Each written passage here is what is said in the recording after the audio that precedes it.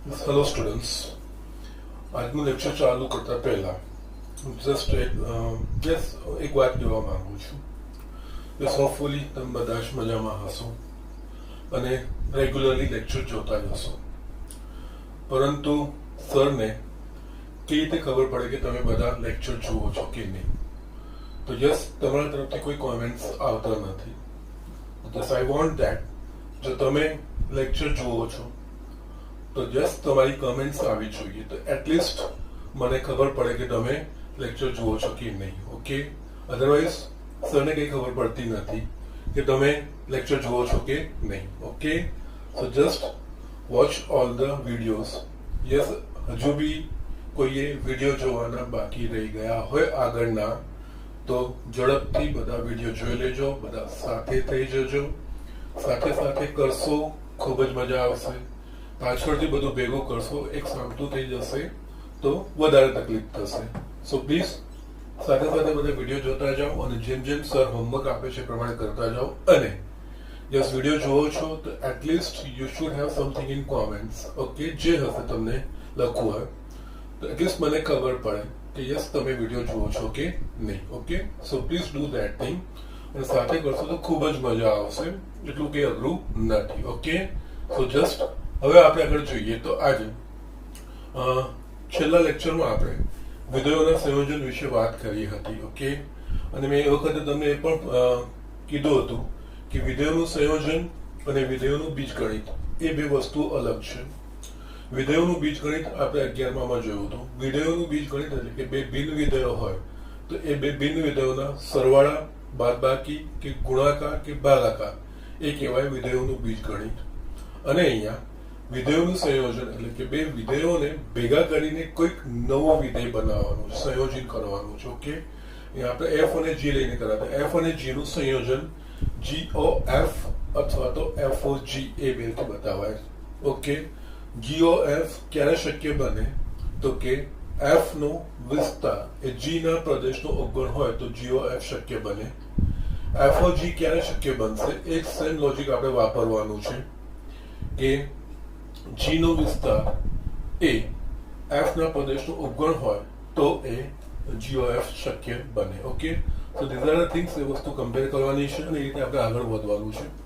આપણે આગળ આજે વિધેયના સંયોજનના અમુક દાખલાઓ જોઈએ અને અમુક એની લાક્ષણિકતાઓ જોઈએ. ઓકે, સ્ટેટમેન્ટ જોઈએ આપણે કઈ રીતનું છે. ઓકે, અને પછી છેલ્લે હું આખી ઇમ્પોર્ટન્ટ નોટ બનાવીશ અને એ વસ્તુ તમને MCQ ના પોઈન્ટ ઓફ વ્યૂ થી ખૂબ જ મહત્વની થશે. ઓકે, ના અહીંયા આપણે દાખલા પર આવીએ તો અહીંયા બે વિધેય FR2R અને GR2R A f of x is equals to cos x અને g of x is equals to 3x દ્વારા વ્યાખ્યાયિત હોય તો સાબિત કરો કે GOF is not equals to FOG. એવું સાબિત એટલે એનો અર્થ અહીંયા આપણે GOF અને FOG શોધવાનું છે અને બતાવવાનું છે કે GOF અને FOG સમાન નથી. અને યસ, આના પરથી આપણે એ પણ કહી શકીએ કે FOG અને GOF દરેક વખતે સમાન થાય એવું જરૂરી નહીં. હા, આગળ જોઈશું એમાં અમુક કન્ડિશનોમાં થશે અને એના પરથી એક બીજો નવો કોન્સેપ્ટ પણ બનશે. ઓકે, અને ચોક્કસ મૂલ્ય આવે ત્યારે. ઓકે, ના એટલે અહીંયા જે બે વિધેય વ્યાખ્યાયિત કર્યા છે અહીંયા જસ્ટ વ્યવસ્થિત લખી દઉં છું પહેલા. અહીંયા પહેલું વિધેય છે FR2R અને એના માટે f of x is equals to cos x અને બીજું GR2R આપણે વ્યાખ્યાયિત કર્યું છે g of x is equals to 3x square. Okay, આ દાખલા મેં તમને વિકલન ભરતી વખતે થોડાક જસ્ટ પ્રેક્ટિસ કરાવ્યા હતા, પણ જસ્ટ આ ચેપ્ટરનો પાર્ટ છે તો આપણે પાછા એક વખત ઝડપથી જોઈ લઈશું. ઓકે, ના અહીંયા GOF વ્યાખ્યાયિત થવા માટે શું થવું જોઈએ તો કે F નો વિસ્તાર એટલે કે F નો સહપ્રદેશ જોવાનો. યસ, એ શું છે? R એ G ના પ્રદેશ, G નો પ્રદેશ એટલે R એટલે F નો વિસ્તાર એ G ના પ્રદેશનો ઉપગણ હોય તો યસ R ઉપગણ R સાચું છે. એટલે અહીંયા GOF પણ વ્યાખ્યાયિત થાય અને એ જ રીતે અહીંયા F, કારણ કે બધા જ R2R છે એટલે અહીંયા કોઈ તકલીફ નથી. હા, ગણ અલગ હોય ત્યારે આ વસ્તુ આપણે ધ્યાનથી જોવાનું. બાકી આ જો ચારે સમાન ગણો હોય F અને G માં તો FOG ને GOF વ્યાખ્યાયિત થતા જ હોય ત્યારે આપણે ચકાસવાની જરૂર પડતી નથી. ઓકે, ના હવે આપણે GOF પહેલા શોધવાનું છે. ઓકે, એટલે અહીંયા જીઓ એફ ઓફ એક્સ એવું આપણે શોધવાનું. એટલે આને જીઓ એફ ને આપણે g of F of x એ પ્રમાણે પણ લખી શકીએ. જ્યારે સંયોજિત વિધેયની વ્યાખ્યાયિત કર્યું ત્યારે આપણે સંકેતમાં જીઓ એફ અને આને આપણે g of F of x લખાવી શકીએ છીએ. ઓકે. ના, અહીંયા g of F of x છે. એફ ઓફ એક્સ આપણા પાસે શું છે? તો અહીંયા એફ ઓફ એક્સ આપણા પાસે છે cos x. તો અહીંયા એફ ઓફ એક્સ નું મૂલ્ય મૂકવાનું છે. અહીંયા g of F of x બરાબર જે હોય એટલે અહીંયા cos x. એટલે આપણને અહીંયા શું મળ્યું? આપણને અહીંયા મળ્યું g ઓફ cos x અને અહીંયા આપણા પાસે છે g ઓફ x એવું છે આપણા પાસે. ઓકે. તો અહીંયા બીજું કઈ નહીં, અહીંયા હું તમને બે રીતે બતાવું છું. અહીંયા g ઓફ cos x થઈ ગયું. ઓકે. એટલે અહીંયા g ઓફ x આપણને આપેલું છે, આપણે g ઓફ cos x મૂકવાનું છે. અહીંયા x ની જગ્યાએ મેં શું મૂક્યું? cos x. તો g ઓફ x ના સમીકરણમાં જમણી બાજુ જે પણ x દેખાય એની જગ્યાએ cos x. એટલે અહીંયા જે પ્રમાણે x માં ફેરફાર થાય એ જ ફેરફાર જમણી બાજુ આપણે x માં કરવાનો હોય. એટલે અહીંયા આપણે લખવું હોય તો g ઓફ cos x એટલે અહીંયા 3 cos x નો વર્ગ, અને આપણે સામાન્ય રીતે cos x ના વર્ગને આ રીતે લખીએ 3 cos square x. એટલે આ થયું આપણા પાસે g of f of x. Okay. Now હજુ વિષયને હું થોડું સરળ બનાવું. ક્યારેક તમને કોમ્પ્લિકેટેડ આ બધા ફંક્શનો હશે ને ત્યારે કદાચ ગૂંચવાડો ઉભો થાય ત્યારે શું કરવું જોઈએ? તો અહીંયા આપણે આને જસ્ટ એક આજ જીઓ એફ ની બીજી રીત બતાવું છું. એટલે આમાં શું કરવાનું હોય? G of F of x શોધવાનું છે. પ્રથમ સ્ટેપ તો કઈ વાંધો નહીં, જેમ છે એ પ્રમાણે જ આવશે. એટલે અહીંયા g of F of x આ રીતે લખાશે. ના, અહીંયા એફ ઓફ એક્સ શું છે આપણા પાસે? G of cos x. Yes, અહીંયા સુધી વાંધો નથી, બરાબર જ જવાનું છે. હવે આનાથી આગળ જે આપણને કદાચ કન્ફ્યુઝન થઈ શકે તો આના પરથી જે નેક્સ્ટ સ્ટેપ લખવાનું હોય એમાં થઈ શકે. ત્યારે આપણે શું કરવાનું હોય કે આને છે ને કોઈક વાય ધારી લેવાનું. એટલે કઈ રીતે? અહીંયા જી ઓફ વાય, ચલ y is equals to cos x એવું બાજુમાં લખી દેવાનું. ઓકે. આ એક સ્ટેપ વધારાનું થશે. એટલે આપણને અહીંયા શું થશે? g of y. હવે અહીંયા આપણા પાસે શું છે? g of x. Yes, g of x. અને અહીંયા આપણે લખવાનું g of y. એટલે કે અહીંયા x ની જગ્યાએ આપણે શું લખવાનું છે? y. એટલે અહીંયા y લખ્યું તો જમણી બાજુ જે x હશે એની બાજુ એના માટે આપણે y લખવાનું થશે. આથી લખાશે. x ની જગ્યાએ મારે શું થયું? અહીંયા y. એટલે જમણી બાજુ જ્યાં x દેખાય ત્યાં મારે y મૂકવાનો છે. એટલે આની જગ્યાએ આપણે g of y લખવાનું આવે તો આપણે લખી શકીએ 3y સ્ક્વેર. યસ, આ લખ્યા પછી છે ને y નું મૂલ્ય પાછું આપણે મૂકી દેવાનું. ઓકે. એટલે y નું મૂલ્ય પાછું મૂકીએ એટલે y બરાબર શું છે આપણા પાસે? cos x. તો અહીંયા 3 cos x નો વર્ગ is equals to 3 cos square x. આ આપણા પાસે આવ્યું g of f of x. Okay. અને તમે પરિણામ 1 કહો. સેમ પરિણામ આવ્યું. યસ. ઓકે. એ જ રીતે હવે આપણે f of g માટે. ઓકે. ને f of g of x આપણે શોધવાનું છે. એટલે f of g of x. Yes. હવે અહીંયા f of g of આપણે અંદરથી બહાર જવાનું હોય. અહીંયા g of x આપણને શું આપ્યું છે? તો કે 3x સ્ક્વેર. એટલે અહીંયા આ g of x ની જગ્યાએ આપણે 3x સ્ક્વેર લખવાનું. એટલે f of 3x સ્ક્વેર થઈ ગયું. યસ. હવે આપણા પાસે પાછું અહીંયા આવવાનું. આવું જ અહીંયા આપણે વ્યાખ્યાયિત કર્યું છે f of x is equals to cos x. પણ અહીંયા આપણે f of x નથી લખવાનું, f of 3x સ્ક્વેર લખવાનું છે. તો અહીંયા f of x માં x ની જગ્યાએ આપણે 3x સ્ક્વેર મૂકીશું. એટલે જમણી બાજુ f of x માં જ્યાં x હશે ત્યારે આપણે 3x સ્ક્વેર મૂકવાનું. તો આનો અર્થ શું થશે? અહીંયા cos of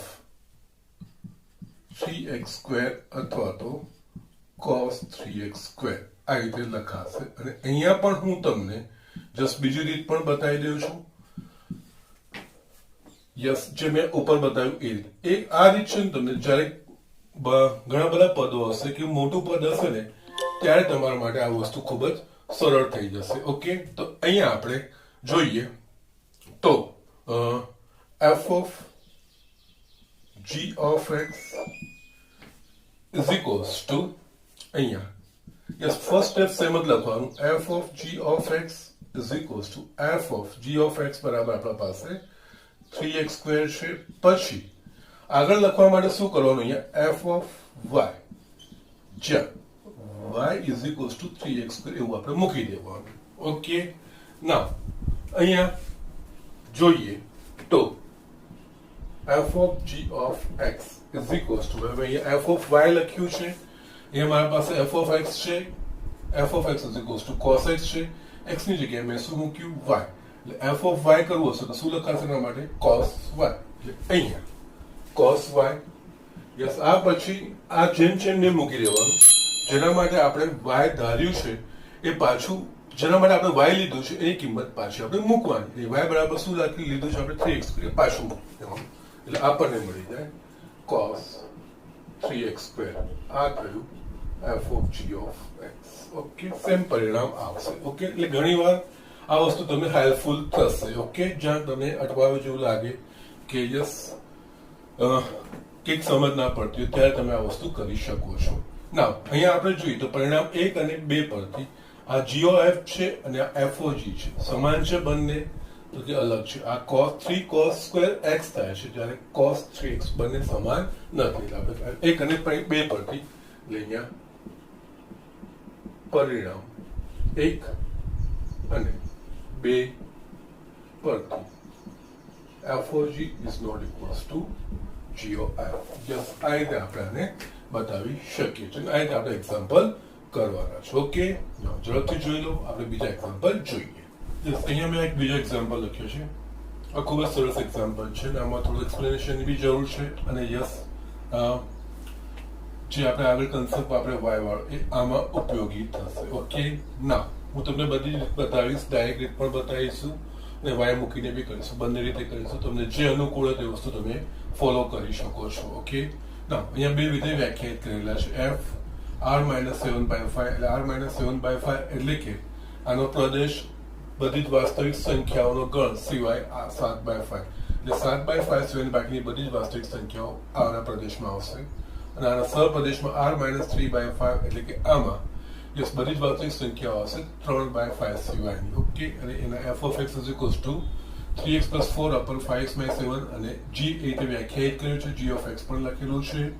તો સાબિત કરો કે f of g is equals to ia અને g of f is equals to ib, જ્યાં a is equals to. Okay, now મારે તમને પહેલા તો પ્રથમ તો ia અને ib શું છે એ વસ્તુ માટે આપણે ભણી ગયા છીએ. 11માં આ વસ્તુ ભણ્યા છે. છતાં એક વખત તમને આ વસ્તુ બતાવી દઉં. આ ia અને ib નો અર્થ શું થાય. ઓકે, એટલે અહીંયા છે ને ફર્સ્ટ એક નોટ લખું છું. એટલે અહીંયા યસ, એમાં જો f r2r f of x is equals to x, પ્રત્યેક x belongs to r દ્વારા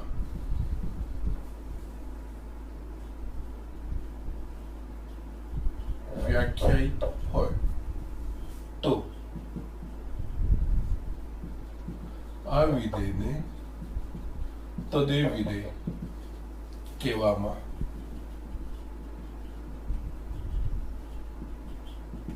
આવે છે. ઓકે, નાઉ અહીંયા તદે વિધેય એટલે કે જ્યારે પણ f of x is equals to f લીધું છે. અહીંયા જસ્ટ જે ગણ, અહીંયા કયા ગણ પર વ્યાખ્યાયિત છે? r પર વ્યાખ્યાયિત છે. પ્રદેશ પણ r છે, સહપ્રદેશ પણ r છે. f of x is equals to x એટલે અહીંયા આ રીતે થયું. એટલે આ રીતનું જ્યારે બી વિધેય હોય તદે વિધેય આપણે 11મા ધોરણમાં ભણ્યા છે. f of x is equals to x એને તદે વિધેય કહેવાય. ઓકે, અને તેને સંકેતમાં ir દ્વારા દર્શાવવામાં આવે છે. એટલે અહીંયા જ્યારે હું લખું વિધેય ir લખું એટલે કે આ તદે ગણ r પરનું તદે વિધેય એટલે કે આમાં પ્રદેશ પણ વાસ્તવિક સંખ્યાનો ગણ r હોય અને જે સહપ્રદેશ છે એ પણ વાસ્તવિક સંખ્યાનો ગણ r હોય. ઓકે, અહીંયા મેં f of x લખ્યું છે. એકચ્યુઅલી અહીંયા આ થાય f of x that is nothing but ir of x is equals to x. આ રીતે તમે લખી શકો. અહીંયા જે રીતે મેં f r2r લીધું છે એ જ રીતે જો વિધેય f a to a f of x is equals to x प्रत्येक x belongs to a द्वारा व्याख्यायित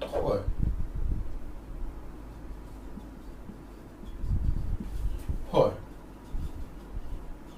તો આ વિધેયને ગણ a પરનું તદેવ વિધેય કહેવામાં આવે છે અને તેને સંકેતમાં IA દ્વારા દર્શાવવામાં આવે છે. ઓકે, નાઉ આ દસ આ વસ્તુ એટલે હવે અહીંયા આપણે અહીંયા આવી જઈએ. FOG is equals to IA એટલે આપણે અહીંયા શું બતાવવાનું છે? FOG એ ગણ A પરનું તદેવ વિધેય છે એટલે FOG માં પ્રદેશ A થશે અને સહપ્રદેશ A થશે અને FOG of x is equals to x પ્રત્યેક x belongs to A. એ જ રીતે અહીંયા G of f is equals to IB એટલે અહીંયા IB નો અર્થ આ જે છે એ કહેવાય ગણ B પરનું તદેવ વિધેય એટલે કે એનો અર્થ અહીંયા IB of x is equals to x એવું લખી શકીએ પ્રત્યેક x belongs to B. એટલે અહીંયા આપણે G of f માટે શું સાબિત કરવાનું? તો G of f of x is equals to x કારણ કે આ તદેવ વિધેય છે અને પ્રત્યેક x belongs to B એવું આપણે સાબિત કરવું પડે. અહીંયા A અને B આ રીતે વ્યાખ્યાયિત કરેલા છે. યસ, અહીંયા આપણે જોઈએ. ઓકે, ના યસ અહીંયા છે ને તમને FOG અને G of એવું કીધું હોય તો જનરલી વિસ્તાર કે પ્રદેશ કે વિસ્તાર ઉગણ છે કે નહીં એ ચકાસવાની જરૂર નથી. છતાંય જોવો તો તમે જોઈ શકો છો. પ્રથમ આપણે FOG શોધવું હોય તો FOG ક્યારે વ્યાખ્યાયિત થાય? તો કે જ્યારે G નો વિસ્તાર F ના પ્રદેશનો ઉપગણ હોય. અહીંયા G નો વિસ્તાર એટલે સહપ્રદેશ જોવાનો r-7/5. F નો પ્રદેશ શું છે? r-7/5 એટલે આનો ઉપગણ કહેવાય. માટે આ FOG વ્યાખ્યાયિત છે. ઓકે, ના અહીંયા છે ને આપણે જસ્ટ પર્ટિક્યુલરલી IA કીધું છે ને એટલે FOG ક્યાંથી ક્યાં વ્યાખ્યાયિત છે વસ્તુ આપણે જોવાનું. એટલે અહીંયા FOG કયા ગણથી કયા ગણ પર વ્યાખ્યાયિત છે આપણે જોઈએ તો અહીંયા FOG એટલે મેં તમને કીધું છે અંદરના વિધેયથી શરૂઆત કરવાની. એટલે G નો જે પ્રદેશ હોય એ વસ્તુ લેવાનું. G નો પ્રદેશ શું છે? તો r-3/5. ઓકે, એટલે અહીંયા થશે r-3/5 કારણ કે FOG માટે બી પ્રદેશ અને સહપ્રદેશ વ્યાખ્યાયિત કરવા પડશે. જે સંયોજનનું આપણે લાસ્ટ લેક્ચરમાં જોયું હતું F અને G વ્યાખ્યાયિત કરેલા એના પરથી આપણે G of F કયા ગણથી કયા ગણ પર વ્યાખ્યાયિત છે એના માટે પ્રદેશ અને સહપ્રદેશ કયો છે મેં તમને એ વખતે બતાવ્યું હતું.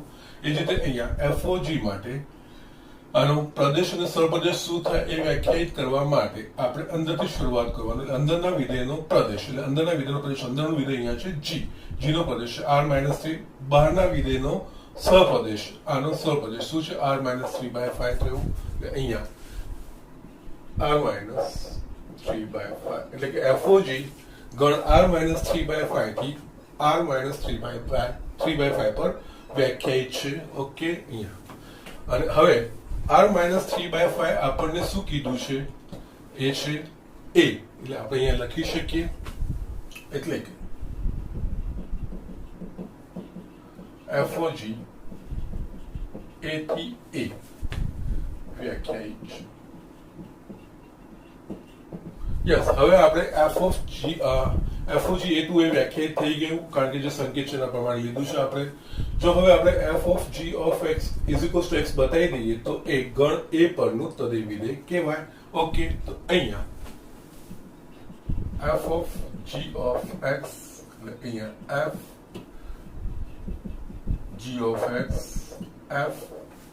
G of x બરાબર આપણે શું લેવાનું છે? યસ, G of x નું મૂલ્ય મૂકવાનું. G of x બરાબર શું છે આપણા પાસે? તો 7x + 4 5x - 3 એટલે અહીંયા આપણે f of 7x + 4 upon 5x - 3. Yes, હવે આપણે લખવાનું છે. યસ, અહીંયા આ નેક્સ્ટ સ્ટેપ ખૂબ જ ઇમ્પોર્ટન્ટ છે. અહીંયા આપણે નેક્સ્ટ લખવાનું f of 7x plus 4 upon 5x minus 3 એવું આપણે લખવાનું છે. ઓકે,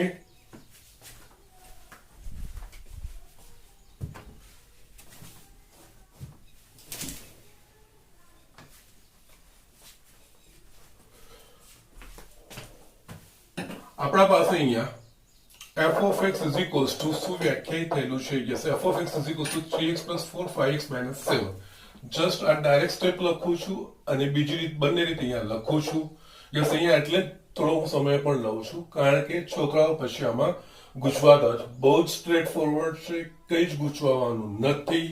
ડાયરેક્ટ મેથડ કરો અથવા તો y લઈને તમે કરી શકો. બંને રીત હું અહીંયા બતાવું છું. ઓકે, નાઉ અહીંયા f of 7x plus 4 minus 3, મારા પાસે f of x વ્યાખ્યાયિત છે. અહીંયા x છે, x ની જગ્યાએ 7x plus 4 5x minus 3 એટલે આપણે f of 7x plus 4 છેદમાં 5x minus 3 શોધવું હોય તો f of x ના સૂત્રમાં x ની જગ્યાએ આપણે 7x plus 4 5x minus 3 એટલે અહીંયા x ની જગ્યાએ 7x plus 4 5x minus 3 એનો મતલબ અને જમણી બાજુ જ્યાં જ્યાં x આવશે ત્યાં આપણે 7x plus 4 5x minus 3 લેવાનું. એટલે અહીંયા આના પરથી આ રીતે લખાય. અહીંયા યસ, જમણી બાજુ છે 3x plus 4 5 તો અહીંયા x ની yes f of 7x plus 4 એટલે x ની જગ્યાએ જે કિંમત અહીંયા મૂકી છે એ જ કિંમત અહીંયા મૂકવાની. એટલે અહીંયા 3 કૌંસમાં 7x plus 4 upon 5x minus 3 plus 4 છેદમાં 5 કૌંસમાં 7x plus 4 upon 5x minus 3 minus 7 આ રીતે આપણે લખી શકીએ છીએ. ઓકે, યસ, આ લખવાનું કારણ અહીંયા મારે f of 7x plus 4 5x minus 3 લખવાનું છે પણ મારા પાસે f of 7x plus 4 5x minus 3 નથી.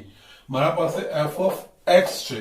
એટલે આ વસ્તુ શોધવી હોય તો અહીંયા f of x ના સૂત્રમાં મારે 7x plus 4 5x minus 3 લેવું પડે. એટલે અહીંયા મેં f of x ના સૂત્રમાં મેં લીધું x ની જગ્યાએ 7x plus 4 5x minus 3 એટલે અહીંયા જમણી બાજુ જ્યાં જ્યાં x દેખાય ત્યાં 7x plus 4 minus અહીંયા 3 સાથે x છે એટલે x ની જગ્યાએ 3 સાથે x છે એટલે x ની જગ્યાએ 7x plus 4 5x minus 3 plus 4 અને છેદમાં 5x minus 7 છે એટલે x ની જગ્યાએ 7x plus 4 5x minus 3 minus 7 એ રીતે લખવાનું હશે. આ બહુ જ ઇમ્પોર્ટન્ટ સ્ટેપ છે. આ સ્ટેપ લખવામાં ધ્યાન રાખવાનું છે. ઓકે, નાઉ હવે આપણે અહીંયા સાદુરૂપ આપીએ તો અંશમાં આપણા પાસે જે લસા નીકળશે એ 5x minus 3 તો અહીંયા શું લખી શકીશું? 3 કૌંસમાં 7x plus 4 plus 4 કૌંસમાં 5x minus 3 એ જ રીતે છેદમાં આપણે સેમ મેં 5x minus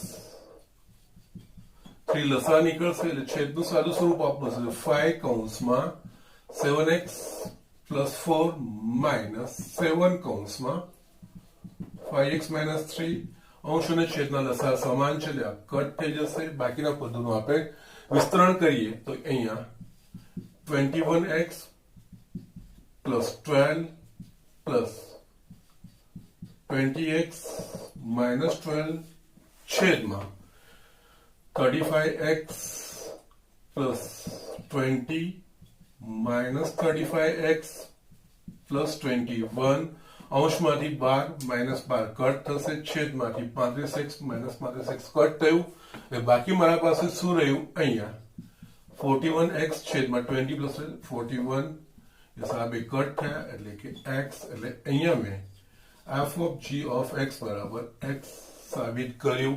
અને f of g સના પર વ્યાખ્યાયિત છે a, f of g a to a છે અને f of g of x is equals to x થાય છે માટે આ ગણ a પરનું વિધેય કહેવાય, a પરનું તદય વિધેય કહેવાય. માટે અહીંયા આપણે લખી શકીએ g f of g of x is equals to ia of x એટલે કે f of g is equals to ia.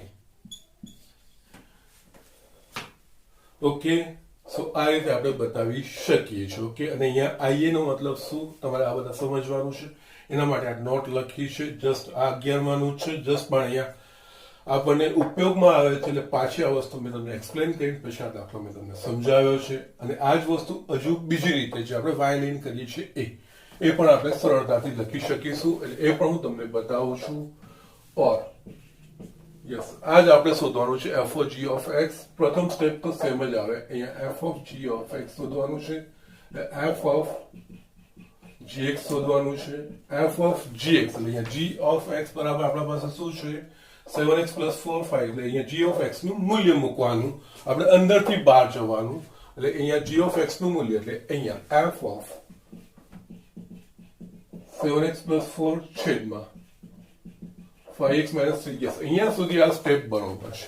હવે આપણે f ઓફ 7x + 4 અહીંયા f ઓફ x છે, અંદર x ની જગ્યાએ બીજું કોઈ પણ મૂલ્ય આવે છે ત્યારે તમે આ વસ્તુ ફોલો કરી શકો છો. અહીંયા તમારે લખવાનું f ઓફ y, જ્યાં આને આપણે y કહી દીધું, y = 7x + 4 છેદમાં 5x - 3 આ વસ્તુ લખાશે. હવે આપણે અહીંયા f ઓફ y મૂકવાનું. મારા પાસે f ઓફ x છે, f ઓફ x ની જગ્યાએ મારે f ઓફ y લખ્યું છે, એનો અર્થ x ની જગ્યાએ મેં અહીંયા y લીધું છે, એટલે જમણી બાજુ જ્યાં જ્યાં x દેખાશે ત્યાં મારે y મૂકવાનું. એટલે અહીંયા અર્થ થશે f ઓફ y નો અર્થ 3y + 4 છેદમાં 5y - 7. યસ અહીંયા y મૂક્યા પછી છોડી નથી દેવાનું, જેને આપણે y ધાર્યું છે એ y નું મૂલ્ય પાછું આપણે મૂકવાનું છે. અહીંયા y બરાબર આપણે શું ધાર્યું છે 7x + 4 છેદમાં 5x - 3. અહીંયા y ની જગ્યાએ પાછું એનું મૂલ્ય મૂકવાનું એટલે અહીંયા 3 7x + 4 છેદમાં 5x - 3 + 4 છેદમાં અહીંયા 7x + 4 છેદમાં 5x - 3 - 7 આ વસ્તુ થઈ આપણા પાસે. ના હવે આ જે પદ છે એ આ જ પદ છે, એટલે તમે સાદું સ્વરૂપ આપતા જશો તો છેલ્લે આપણા પાસે x જ આવશે. એટલે આખું બતાવતો નથી કારણ કે આના પછી એ વસ્તુ આખો એક્ઝામ્પલ કોમન થઈ જાય છે. એટલે અહીંયા આ f of g of x = x. ના f of g એ પરનું વ્યાખ્યાયિત વિધેય છે અને f of g of x = x બતાવ્યું. એનો મતલબ f of g એ પરનું તદય વિધેય છે, f of g એ પરનું તદય વિધેય, એ પરના તદય વિધેયને આપણે I of a વડે દર્શાવીએ છીએ. એટલે આ થાય IA of x માટે આના પરથી f of g = IA. જે પહેલું પરિણામ આપણે તારવવાનું હતું એ આવી ગયું. ઓકે, જસ્ટ આ ઝડપથી જોઈ લો, હું તમને સેકન્ડ પાર્ટ પણ બતાવી દઉં છું. ઓકે, અને જસ્ટ આ બહુ ઇમ્પોર્ટન્ટ છે. અહીંયા નેક્સ્ટ સ્ટેપ અહીંયાથી આ લખીએ ને એ ખૂબ મહત્વનું છે, કારણ આ રીતે જાઓ કારણ અને અહીંયા તમને આ બહુ હેલ્પફુલ થશે y વાળું. આગળના એક્ઝામ્પલમાં હજુ પણ ચાલી જશે, પણ અહીંયા આ એક્ઝામ્પલમાં જો આ રીતે લેશો ને તો ક્યારેય ભૂલ નહીં થાય. ઓકે, પણ એ લીધા પછી પાછું x નું મૂલ્ય પાછું y નું મૂલ્ય મૂકીને x ના સ્વરૂપમાં લાવવું એ પાછું અહીંયા મૂકી નથી દેવાનું, એ કરવું જરૂરી છે અને એના પ્રમાણે આપણે આગળ વધી શકીએ છીએ. ઓકે, જસ્ટ ઝડપથી લખી લો, હું તમને સેકન્ડ પાર્ટ ધેટ ઇઝ આપણે GOF જોઈ લઈએ. યસ, હવે આપણે અહીંયા આ જોઈ લઈએ GOF = IDA બતાવવાનું છે. તો પહેલા તો GOF ક્યાંથી ક્યાં વ્યાખ્યાયિત, GOF માટે પ્રદેશ શું થશે અને સરપ્રદેશ શું થશે આપણે વ્યાખ્યાયિત ક્યાંથી થશે એ વસ્તુ પહેલા જોઈ લઈએ. ઓકે, અને GOF વ્યાખ્યાયિત થવા માટે f નો વિસ્તાર g ના પ્રદેશનો ઉપગણ થવો જોઈએ. f નો વિસ્તાર એટલે કે f નો સહપ્રદેશ હોવાનો r - 3/5. g નો પ્રદેશ છે મારા પાસે r - 3/5 એટલે r - 3/5 એ r - 3/5 નો ઉપગણ થાય એટલે આ વ્યાખ્યાયિત થાય. એટલે કે આ વ્યાખ્યાયિત ક્યાંથી થશે એટલે અંદરથી શરૂઆત કરવાની. આ તો જસ્ટ પ્રદેશ અને આનો વિસ્તાર આના પ્રદેશનો ઉપગણ થવો જોઈએ, પણ કયા આના માટે પ્રદેશ કયો થાય અને સપ્રદેશ કયો થાય એના માટે અંદરથી શરૂઆત કરવાની. અંદરનું જે વિધેય હોય એનો પ્રદેશ લેવાનો. અંદરનો વિધેય એટલે કે f નો પ્રદેશ શું છે તો r - 7/5 એટલે r - 7/5. બહારના વિધેયનો સહપ્રદેશ, બહારના વિધેયનો સહપ્રદેશ r - 7/5. યસ, અહીંયા GOF r દ્વારા વ્યાખ્યાયિત થાય. એટલે કે GOF r - 7/5 એ કયો ગણ લીધો છે આપણે b, એટલે કે GOF b to b દ્વારા વ્યાખ્યાયિત થાય. હવે આપણે g of f of x શોધવાનું. જો g of f of x is equals to x એવું આપણે બતાવી દઈશું તો તે ગણ b પરનું તદય વિધેય કહેવાશે, એટલે કે ib કહેવાશે. એટલે અહીંયા g of f of x is equals to g of f of x. Yes, પ્રથમ આપણે f of x, g of f અંદરથી બહાર જવાનું છે, એટલે પેલા f of x આપણા પાસે શું છે તો અહીંયા g of 3x plus 4 છેદમાં 5x minus 7. Yes, next step આપણે g of 3x plus 4 5x minus 7 એ શોધવાનું છે, પરંતુ આપણા પાસે આ વસ્તુ નથી, આપણા પાસે g of x છે. અહીંયા g of x ની જગ્યાએ g of 3x plus 4 5x minus 7, એનો મતલબ g of 3x plus 4 5x minus 7 શોધવું હોય તો g of x ના સૂત્રમાં x ની જગ્યાએ આપણે 3x plus 4 5x minus 7 લઈશું, એટલે 3x plus 4 5x minus 7 આપણે લઈશું તો આ સૂત્રમાં જમણી બાજુ જ્યાં જ્યાં અહીંયા x માં જેવો ફેરફાર કરીએ એ સેમ ફેરફાર જમણી બાજુ x માં ફેરફાર કરવાનો. એટલે અહીંયા આના માટે લખાશે 7, અહીંયા x ની જગ્યાએ આ વસ્તુ લીધું છે, 7x ની જગ્યાએ આપણે આ લખવાનું 3x plus 4 છેદમાં 5x minus 7 plus 4 છેદમાં આપણા પાસે આવશે 5 કૌંસમાં 3x plus 4 છેદમાં 5x minus 7 minus 3. Okay, yes, આપણે આગળ સાદું સ્વરૂપ આપીએ તો અહીંયા g of f of x is equals to અંશમાં મારા પાસે 5x minus 7 લસા નીકળશે, અંશમાં 5x minus 7. યસ, બાકીનું જો આપણે લખતા જશું 7 કૌંસમાં 3x plus 4 plus 4 કૌંસમાં 5x minus 7 છેદમાં. યસ, સેમ વે છેદનો લસા 5x minus 7 નીકળશે, એટલે 5 3x plus 4 minus 3 કૌંસમાં 5x minus 7 અંશ છેદનો લસા સમાન છે, કટ થશે. બાકીનું આપણે સાદું સ્વરૂપ આપીએ તો અહીંયા 21x plus 28 plus અહીંયા 20x minus 28 છેદમાં 15x plus 20 minus 15x plus 21 અંશમાં જોઈએ તો plus minus 28 કટ થશે, છેદમાં 15x minus 15x આ બે કટ થશે, બાકી શું રહેશે 21x plus 20x, એટલે કે 41x 20 plus 21 that is 41 cut થઈ ગયું, એટલે x, એટલે અહીંયા મને મળ્યું g of f of x. અહીંયા g of f of x is equals to x એ આપણે બતાવ્યું, એટલે કે g of f એ તદય વિધેય છે, પણ g of f કયા ગણ પર વ્યાખ્યાયિત છે તો કે એ b પર વ્યાખ્યાયિત છે, એટલે ગણ b પરનું તદય વિધેય કહેવાય. ગણ b પરના તદય વિધેયને આપણે ib of x એટલે માટે અહીંયા g of f is equals to ib. Yes, અહીંયાથી તમે બીજી રીતે ગણવું હોય તો બીજી રીતે તમે ગણી શકશો, એ જસ્ટ હું તમારા પર મૂકું છું. મેં અત્યાર સુધી બતાવ્યું છે. એના માટે દાખલો ક્યાંથી ચેન્જ કરવાનો, અહીંયાથી ચેન્જ કરવાનો. અહીંયાથી કઈ રીતે ચેન્જ કરવાનો, અહીંયા g of 3x plus 4 5x minus 7 આવી ગયું, તો અહીંયા તમે g of y લખી દેવાનું, જ્યાં y is equals to 3x plus 4 5x minus 7 લખવાનું, અને g of y એટલે g of x પરથી આપણે g of y લખી શકીએ, x ની જગ્યાએ y છે, એટલે 7y plus 4 5y minus 3 થશે. પાછું y નું મૂલ્ય તમારે 3x plus 4 5x minus 7 મૂકવાનું, સાદુરૂપ આપશો તો આ રીતનું જ આવશે. Okay, so these are the things.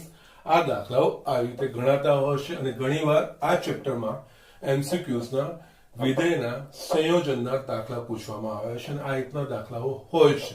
એટલે જસ્ટ મેં અહીંયા તમને ખૂબ જ વ્યવસ્થિત રીતે આ બતાવ્યું કે જેનાથી આપણે એ માર્ક ખોઈ ના શકીએ, કારણ કે આ સરળતાથી મેળવાય એવા માર્ક છે, આ ક્યારેય ખોવા જોઈએ નહીં. ઓકે, જસ્ટ લખી લો. અહીંયા હું બીજો એક્ઝામ્પલ તમને આગળ બતાવું છું. યસ સ્ટુડન્ટ્સ, અહીંયા મેં એક એક્ઝામ્પલ લખ્યો છે, અને એના પરથી આપણે છેલ્લે એક નોટ પણ બનાવી છે, 4 નોટ બનશે, એટલે 4 એક્ઝામ્પલ બતાવું છું. એના પરથી આપણે વિધેયોના સંયોજનની એક 4 નોટ્સ બનશે. ઓકે, એ વસ્તુ આપણે અહીંયા જોઈએ. સાબિત કરો કે જો f a to b અને b to c એક એક હોય તો g of f a to c પણ એક એક જ છે. ઓકે, ના અહીંયા આ બંને વિધેય એક એક આપણને આપી દીધા. ઓકે, એટલે અહીંયા આપણે આ રીતનું લખીએ, અહીંયા f a to b એ એક એક વિધેય છે, એટલે કે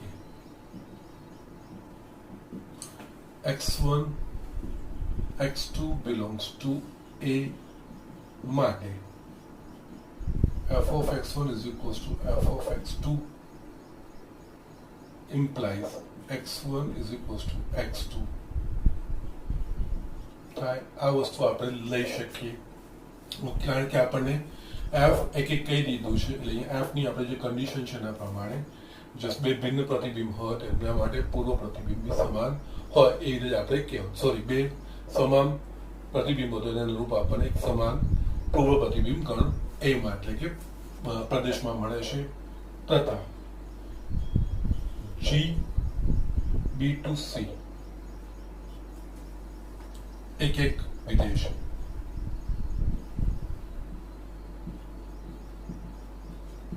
એટલે કે આ પણ એક એક છે, એટલે કે અહીંયા x આપણે થોડા અલગ, નો problem, y1 y2 belongs to b માટે f of y1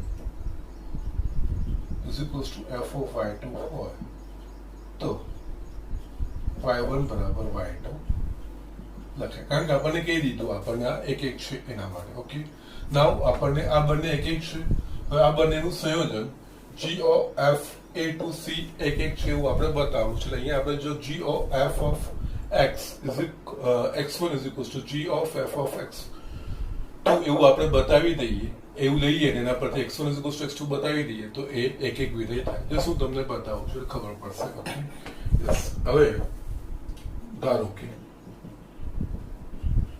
x1 x2 belongs to a માટે આપણે g of f લેવાનું છે. g of f of x1 is equals to g of f of x2. Yes, આ વિધેય છે જે રીતે આપણે f અને સોરી અહીંયા g આવે, સોરી કારણ કે g છે એટલે g to b to c છે. ઓકે, જે રીતે અહીંયા f અને g છે એ રીતે અહીંયા g of f એ વિધેય છે. ઓકે, હવે આપણે g of f of x1 is equals to g of f of x2 બરાબર જો આપણે x1 x2 x1 બરાબર x2 એવું આપણે બતાવી દઈશું તો આ g of f એક એક છે એવું આપણે કહી શકીએ, જે એક એકનું આપણે લોજિક વાપરીએ છીએ. ઓકે, ના અને એનામાં આ બે વસ્તુનો આપણે ઉપયોગ કરવાનો છે. આની જગ્યાએ માટે લખી શકીએ g of f of x1 is equals to g of f of x2 લખાશે. ના અહીંયા બાર g છે, g એ એક એક વિધેય કીધું છે, એક એક વિધેય g of y1 is equals to g of y1 is equals to g of y2 હોય તો આપણે y1 is equals to y2 લખી શકીએ. તો આના માટે સેમ પ્રમાણે આને y1 કહેવાય ને આ y2 કહેવાય. આના પરથી આપણે લખી શકીએ f of x1 is equals to f of x2 કારણ કે g એ એક એક વિધેય છે. ઓકે, g એક એક વિધેય છે એટલે જસ્ટ આ લોજિક પ્રમાણે g of y1 is equals to g of y2 તો y1 is equals to y2 and g of f of x1 is equals to g of f of x2 છે એટલે આ એક એક વિધેય હોવાથી f of x1 is equals to f of x2 લખાશે. Again આ વસ્તુ આવી ગઈ એટલે પાછું f પણ એક એક વિધેય છે એટલે f of x1 is equals to f of x2 ની જગ્યાએ આપણે x1 is equals to x2 લખી શકીએ. એટલે માટે અહીંયા x1 is equals to x2 કારણ કે f એ એક એક વિધેય છે. અહીંયા આપણે g of f of x1 is equals to g of f of x2 implies x1 is equals to x2 દર્શાવીએ છીએ. માટે g of f એ એક એક વિધેય છે. જસ્ટ આ રીતે. ઓકે, એટલે અહીંયા તમારે આ વસ્તુ સ્ટેટમેન્ટ ધ્યાન રાખવાનું. જો એફ અને જી બંને એક એક વિધેય હોય તો એમના સંયોજનનો પણ એક એક વિધેય હોય. સેમ વે અહીંયા તમે જે રીતે જીઓએફ લખ્યું એટલે એફઓજી હોત ને તો પણ એ એક એક જ થાય. એટલે એફ અને જી જો એટલે બે વિધેયો જો એક એક વિધેય છે તો એ વિધેયોના સંયોજન પણ એક એક વિધેય છે એવું સ્ટેટમેન્ટ આપણે લખી શકીએ. ઓકે, નેક્સ્ટ અહીંયા બીજો એક એક્ઝામ્પલ હું તમને લખું છું વ્યાપ માટેનું છે. ઓકે, અહીંયા મેં બીજો એક એક્ઝામ્પલ લખ્યું છે. અહીંયા એફ એ ટુ બી અને જી બી ટુ સી વ્યાપ્ત હોય તો સાબિત કરો કે Jio F A two C પણ વ્યાપ્ત છે, એટલે કે એમનું સંયોજન પણ વ્યાપ્ત છે એવું બતાવવાનું છે. ઓકે, નાઉ વ્યાપ અહીંયા એફ અને જી બંને વ્યાપ્ત આપેલા છે. એટલે એફ એ ટુ બી વ્યાપ્ત હોય તો વ્યાપ વિધેયની વ્યાખ્યા પ્રમાણે પ્રત્યેક y બિલોંગ્સ ટુ બી માટે f ને અંતર્ગત કોઈક x બિલોંગ્સ ટુ a એવું મળે. એટલે y બિલોંગ્સ ટુ b માટે f ને અંતર્ગત જો કોઈક x બિલોંગ્સ ટુ a એનું પ્રતિબિંબ હોય તો આ વિધેય વ્યાપ છે, એટલે કે જેનાથી f of x is equals to y થાય તો વ્યાપ વિધેય છે એવું કહેવાય. Again this I am repeating. અહીંયા f a to b વ્યાપ વિધેય છે, એટલે વ્યાપ વિધેયની વ્યાખ્યા પ્રમાણે પ્રત્યેક y બિલોંગ્સ ટુ b ને અંતર્ગત f દ્વારા એનું પૂર્વ પ્રતિબિંબ એવું મળે x એવું મળે કે જેનાથી f of x is equals to y થાય તો આ વિધેય વ્યાપ છે એવું કહેવાય. એટલે અહીંયા વ્યાપ આ બે આપણને આપી દીધા છે. એટલે અહીંયા બી માટે પ્રત્યેક બી ના ઘટક માટે કોઈક આ વિધેયના અંતર્ગત a માં પ્રતિબિંબ એવું મળશે કે જેનાથી f of x is equals to y થશે. અને એ જ રીતે અહીંયા જો c લઈએ, અહીંયા b to c છે, અહીંયા જો c માં કોઈ ઘટક z તો પ્રત્યેક z બિલોંગ્સ ટુ c માટે f ને અંતર્ગત b માં કોઈ પ્રતિબિંબ y એવું મળે કે જેનાથી g of y is equals to z થશે. આ એની વ્યાખ્યા પ્રમાણે આપણે વસ્તુ લખી દેવાનું. અને આપણે જે સાબિત કરવાનું છે અહીંયા GOF વ્યાપ છે એનો મતલબ અહીંયા આપણે a માં x લીધો છે અને c માં z લીધો છે અને b માં આપણે y ઘટક લીધો છે. ઓકે, તો અહીંયા GOF a to c મારે વ્યાપ બતાવવું હોય તો મારે શું બતાવવું પડે તો પ્રત્યેક z બિલોંગ્સ ટુ c માટે GOF ને અંતર્ગત કોઈક x બિલોંગ્સ ટુ a એવો મળે કે જેનાથી g of f of x is equals to z થાય તો આ વ્યાપ છે એવું આપણે અહીંયા કહી શકીએ. ઓકે, એટલે અહીંયા છે ને આપણે અહીંયા શરૂઆત કરીશું g થી. અહીંયા g b to c a વ્યાપ વિધેય છે માટે પ્રત્યેક z belongs to c માટે વિધેય g ને અંતર્ગત y belongs to b એવો મળે કે જેથી અહીંયા તમે આ વસ્તુ લખી શકો કોઈક y belongs to b એવો મળે કે જેનાથી g of y is equals to z થાય. એક આ સ્ટેટમેન્ટ થઈ ગયું. એ જ રીતે આપણે f a to b માટે અહીંયા f a to b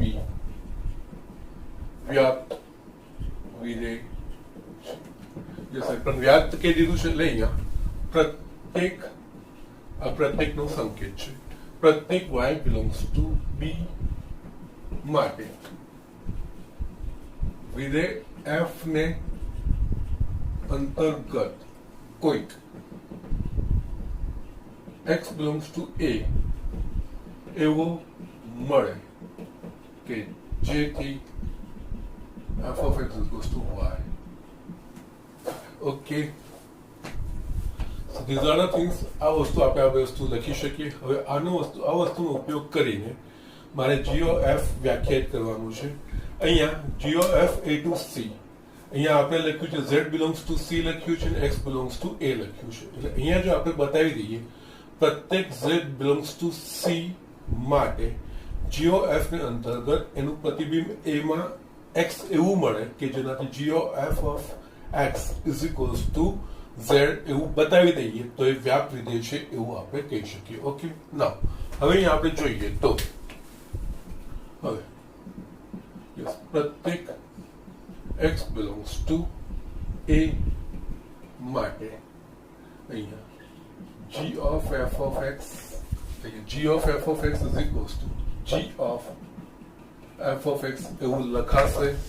now f of x બરાબર આપણે શું છે y, એટલે અહીંયા f of x ની જગ્યાએ આપણે y મૂકી શકીએ, એટલે આ થાય g of y અને g વ્યાપ છે એના પછી g of y બરાબર શું મળે z, z એટલે g of f of x is equals to z બતાવી દીધું. માટે અહીંયા પ્રતીક z belongs to c માટે g of f ને અંતર્ગત x belongs to a એવું મળે છે કે જેથી g of f of x is equals to z થાય છે. માટે g of f a to c a વ્યાપ્ત વિધેય છે.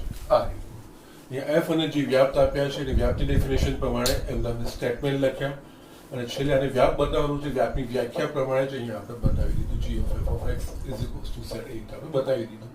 તો યસ આ રીતે આપણે આ સ્ટેટમેન્ટ લખવાના છે અને આ રીતે એક છે. એટલે અહીંયા આ વસ્તુ ધ્યાન રાખવાની, આના પરથી બે નોટ બનશે કે જો f અને g અથવા તો કોઈ પણ બે વિધેય જો એક વિધેય હોય અને એમનું સંયોજન શક્ય હોય તો સંયોજન શક્ય માટે FOG ક્યારે શક્ય બને તો g નો વિસ્તાર એ f નો પ્રદેશ એ રીતે અને FOG g નો વિસ્તાર એ f ના પ્રદેશને ઓકે એ શરતનું પાલન થાય. એટલે કે જો એમનું સંયોજન શક્ય હોય તો એ સંયોજન પણ એક હોય અને એ જ રીતે વ્યાપ માટે પણ જો બે વિધેયો f અને g એ વ્યાપ્ત વિધેય હોય અને જો એમના સંયોજનો FOG કે GOF શક્ય હોય તો એ પણ વ્યાપ્ત જ હોય. એટલે શક્ય બનવા જોઈએ તો જ આ વસ્તુ આપણે આગળ કરી શકીએ. અધરવાઇઝ બે અલગ અલગ એક વિધેય હોય અને એનું સંયોજન આપણે ડાયરેક્ટ કહી શકીએ એવું કહી શકતા નથી. પહેલા તો FOG ને GOF વ્યાખ્યાયિત થવું જોઈએ. ઓકે, એટલા માટે જ અહીંયા છે ને a to b અને b to c એટલે અહીંયા GOF માટે f નો વિસ્તાર એટલે b g નો પ્રદેશ અહીંયા સંયોજન વ્યાખ્યાયિત થયું છે અને એના પ્રમાણે આપણે અહીંયા લખ્યું છે. ઓકે, તો આ વસ્તુ ધ્યાન રાખવાની છે. ઓકે, ઝડપથી લખી લો. અને હવે છે ને અહીંયા એનું એક પ્રતીક પણ આપણે જોવાનું છે. પ્રતીક એટલે કે જો GOF એક હોય તો g અને f બંને એક કહેવાય અને g of f વ્યાપ્ત હોય તો f g અને f બંને વ્યાપ્ત શક્ય છે. આ વસ્તુ આપણે ચકાસણી કરવાની છે. ઓકે યસ સ્ટુડન્ટ્સ, અહીંયા મેં તમને કીધું હતું કે આપણે જસ્ટ f અને g એક હોય તો એમનું સંયોજન વ્યાખ્યાયિત થતું એ પણ એક થાય. g f અને g બંને વ્યાપ્ત હોય અને જો એમનું સંયોજન વ્યાખ્યાયિત હોય તો એ પણ એ વ્યાપ્ત થાય. હવે આપણે આનું પ્રતીક જોવાનું છે. પ્રતીક એટલે કે જો FOG એક હોય તો f અને g બંને એક થાય કે નહીં, એટલે આ વસ્તુ આપણે એક્ઝામ્પલ થી જોઈએ છે. ઓકે, જસ્ટ અહીંયા જસ્ટ દાખલા તરીકે જસ્ટ બે વિધેય હું અહીંયા વ્યાખ્યાયિત કરું છું. વિધેય f 1 2 3 4 to 1 2 3 4 5 6 f of x is equals to x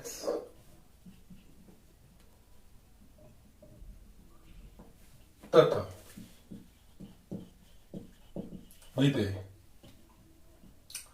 g of 1 2 3 4 5 6 2 1 2 3 4 5 6 x is equals to 1 2 3 4 માટે g of x is equals to x તથા g of 5 g of 6 is equals to 5 દ્વારા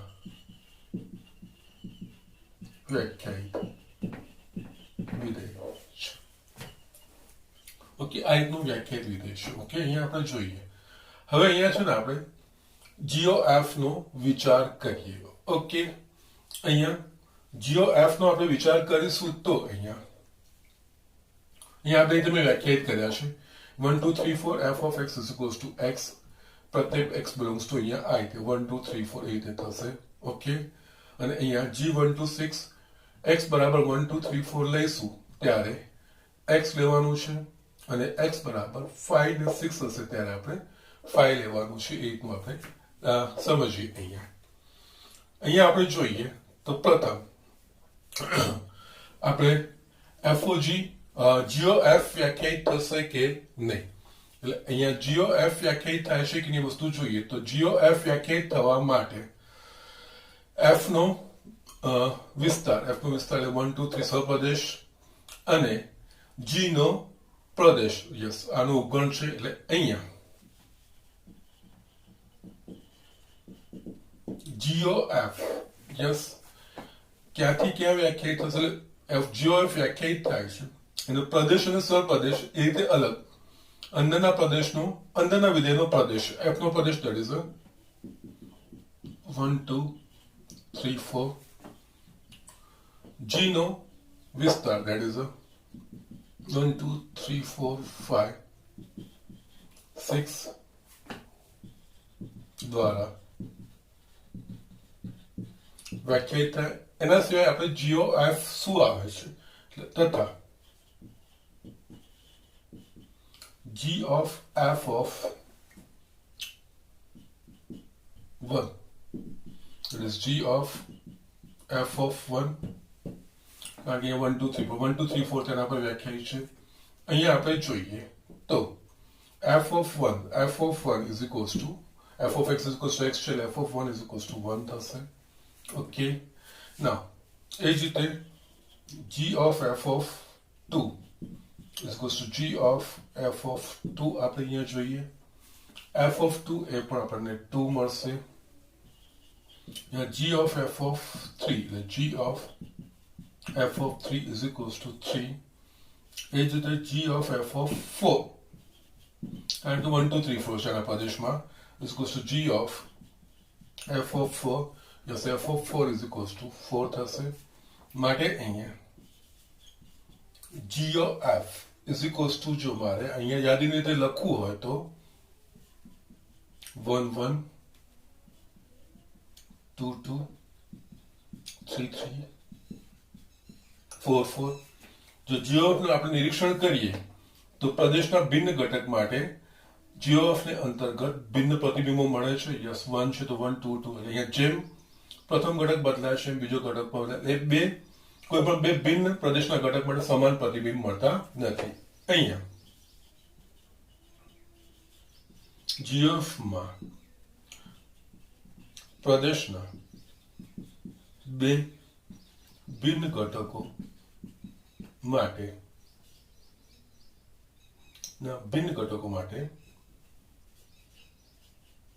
ભિન્ન ઘટકો સહપ્રદેશમાં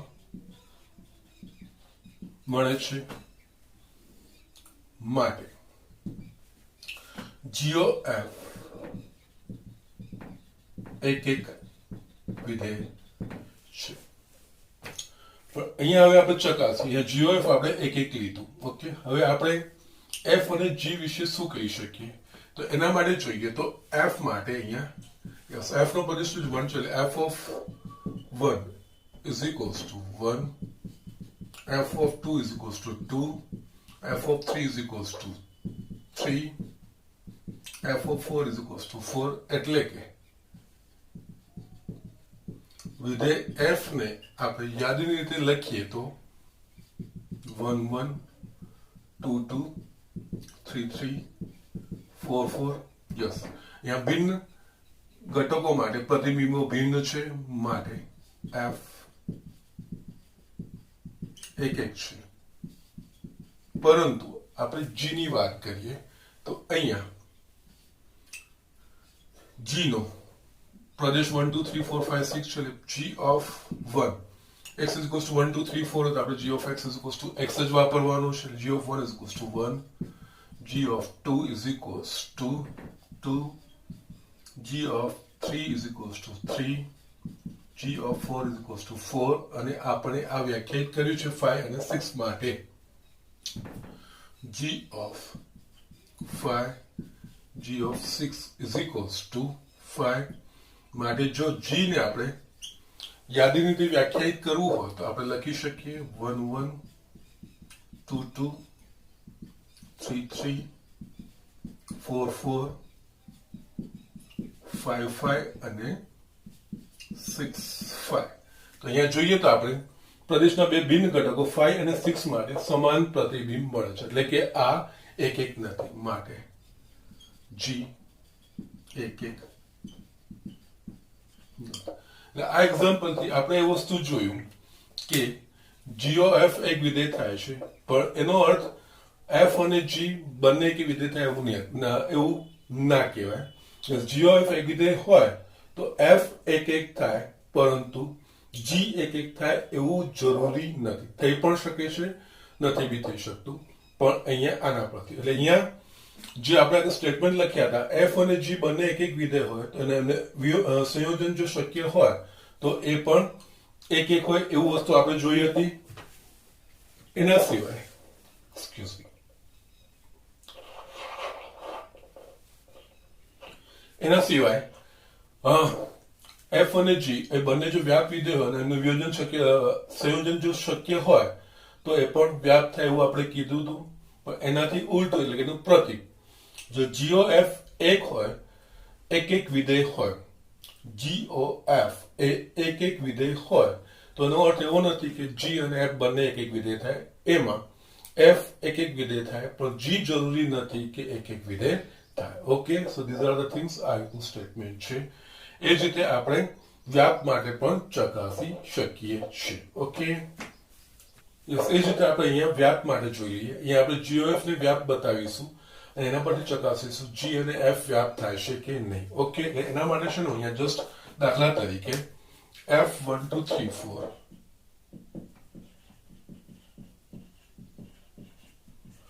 2 1 2 3 4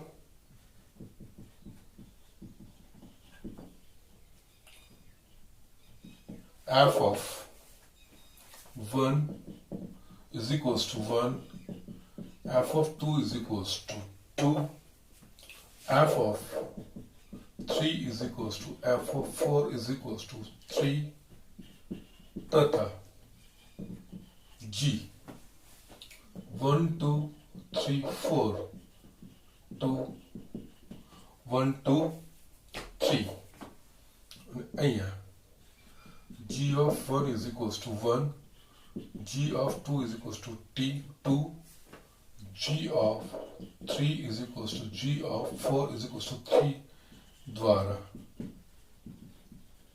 व्याख्यायित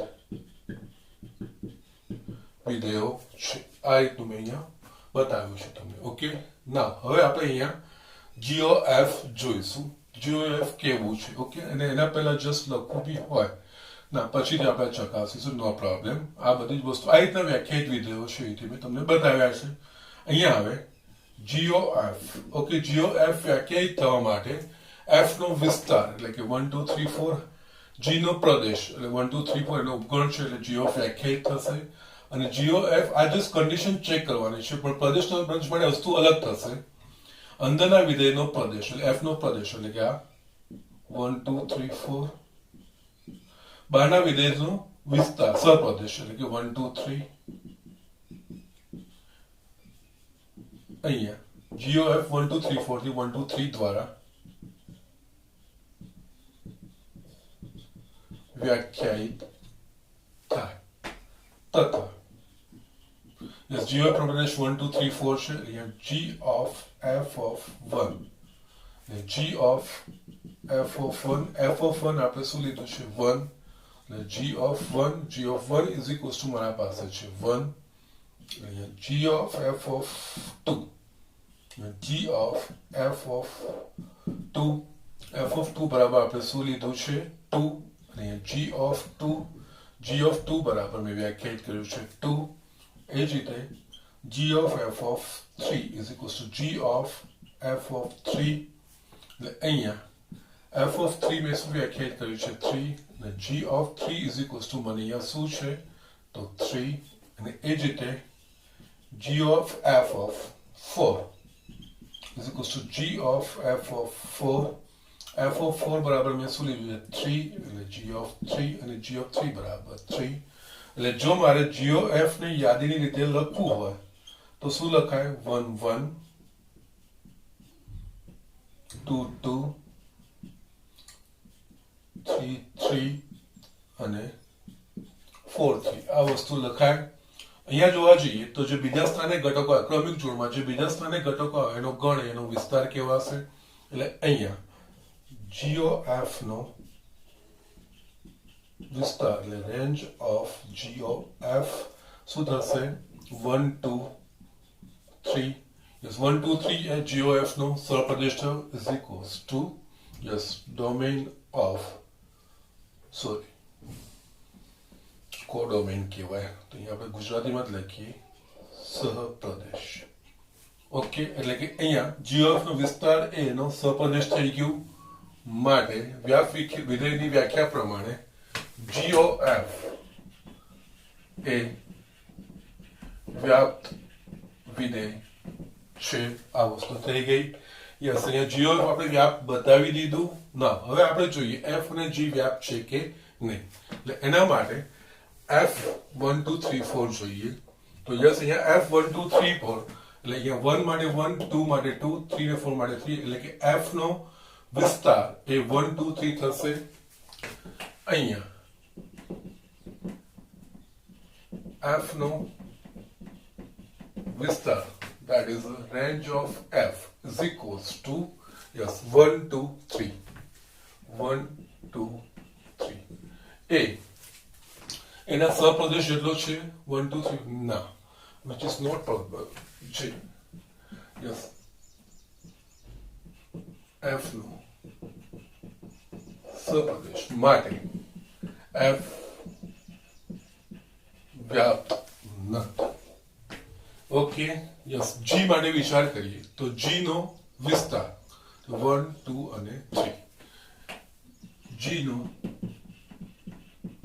વિસ્તાર this range of g that is 1 2 3 yes A g ના સહપ્રદેશ જેટલો છે તો યસ બરાબર g નો સહપ્રદેશ માટે g વ્યાપ્ત વિધેય છે. આમાં ઉલટું થશે. અહીંયા આપણે g of f વ્યાપ્ત છે પણ g અને f બંને વ્યાપ્ત નથી. g વ્યાપ્ત થશે પણ f વ્યાપ્ત થાય એ જરૂરી નથી. સો ધીઝ આર ધ થિંગ્સ આપણે આગળ જોયું હતું f અને g બંને વ્યાપ્ત હોય અને એમના જો સંયોજનો શક્ય હોય તો એમાં સંયોજનો પણ વ્યાપ્ત થાય. પણ જો બે વિધેયોનું સંયોજન વ્યાપ્ત હોય તો એ જે બે વિધેયોનું સંયોજન છે બંને વ્યાપ્ત હોવા જોઈએ એ જરૂરી નથી. ઓકે સો આના પરથી આપણે નોટ્સ બનાવી શકીએ છીએ 4 અને ઇટ્સ ઇમ્પોર્ટન્ટ નોટ્સ. અહીંયા નોટ્સ. ઓકે ફર્સ્ટ જો f અને g બંને એક એક વિધેય હોય તથા જો તેમના સંયોજનો FOG અને GOF શક્ય હોય તો FOG અને GOF પણ એક એક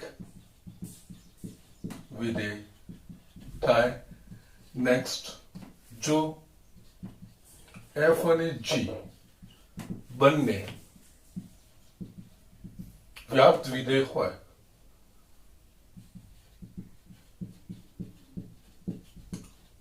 તથા જો તેમના સંયોજનો FOG અને GOF શક્ય હોય તો એકચ્યુઅલી શક્ય બનતા હોય